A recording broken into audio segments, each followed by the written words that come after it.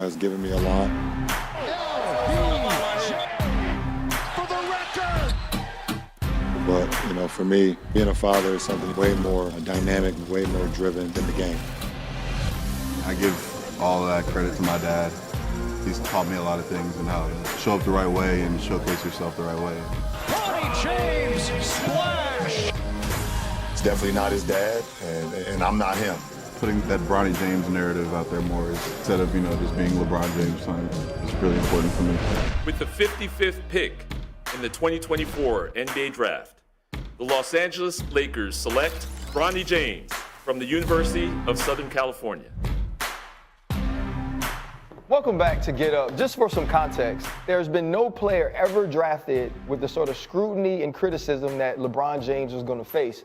And he also found a way to exceed all expectations. But in all of those videos that you see him supporting his son, you can't take a picture of him. You can't film him at a game if he's not present. He was extremely present in Bronny James's development as a human and as a player, and I think that's something that should be commended and also a beautiful moment for them to share when he was drafted 55th by the Lakers. Wendy, you've been covering LeBron since high school. What sort of insight can you add to what this means to this family that they'll now be on the same team in the NBA?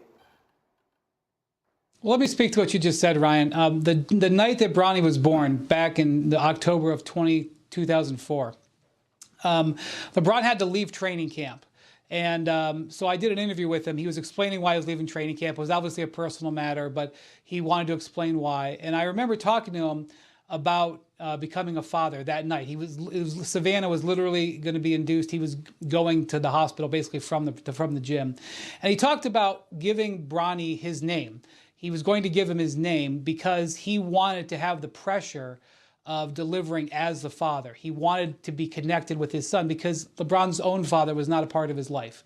And he told me in that moment, I can still remember having that conversation with him as just an age 19-year-old, saying that he didn't want to make the same, feel the same way without a father that he didn't have. So he later, by the way, regretted giving him his name because he thought it was too much pressure, which is one of the reasons he's gone by Bronny for a long time. But obviously things evolve. But I think really, this was an incredible moment, an incredible circular moment. And as I was watching the video of when Bronny was drafted, and I see Savannah, bringing him the hat, the Lakers hat, and then wiping tears away. You have to realize, regardless of what you think about the father-son thing and LeBron thing and whatever, 11 months ago, Savannah and LeBron got a phone call that their son's heart had stopped during a practice. Okay, and that is such an emotional moment. And because they were so private about it and because it happened in the offseason and whatever, I don't think maybe people grasped what that meant. And for 11 months later, for them to be celebrating him being drafted into the NBA, it doesn't really matter what you feel about deserving or whatever, or his rating, or whether he should be the 55th pick or whatever. That fact, how can you not connect on that level? If you can't connect on a father-son level, especially for somebody who didn't have a father growing up and how he wanted to change that, you can at least connect on the level that you almost lost your son less than a year ago, and now he's achieving on this. And so, frankly, anything else beyond that is just filling time when you consider those things, in my view.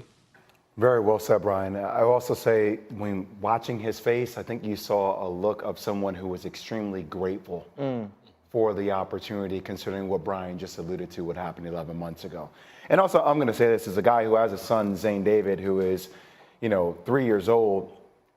Whenever I've gotten a chance to spend time with Bronny, I always walk away so amazed with how he handles himself, and it's very authentic. Yeah. If it's yes, sir, no, sir. Like, we meet kids all the time who don't look you in the eyes, who might give you the dilly-dally answer. Like, he's just very real in how he handles himself. And I hope that one day, frankly, that my son could be a great representation of me the way Bronny is a representation of his father and his family.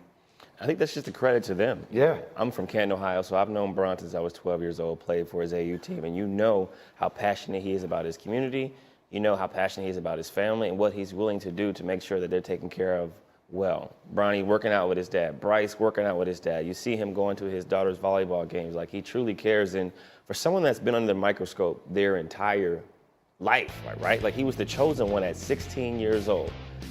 He has surpassed expectations, which has never happened before to these lengths. And now to be able to see your son get drafted after thinking that he may not even be able to play basketball again, let alone live a happy life, it's a great moment and one that should be celebrated. And I think for Bronny now, it's about taking advantage of this opportunity, learning from greatness, emulating greatness through preparation, through your work ethic. Shooting is the separator, right? So if you can continue to shoot, work on your jump shot, get better, you're going to play at some point. And you already have the defense, you have lateral quickness, you know what it takes to be successful. You have a blueprint in front of you. You follow the blueprint wisely. And the last thing I'll say is LeBron started off as not a great shooter, right? In his 20th season, he shoots over 40% from three. That's dedication, that's hard work, that's the ability to continue to grow while being great. His son knows what to do now. It's about taking advantage of the opportunity in front of you. Success leaves footsteps, and Bronny James has an opportunity to follow in the biggest footsteps in the NBA right now, but also that opportunity is provided because of that. Wendy, what would be the plan for Bronny James going forward when we listen to CJ sort of allude to the sort of things that could help him become a contributor? It would be the plan for any 55th pick in the draft, which is that he will enter a multi-year development process.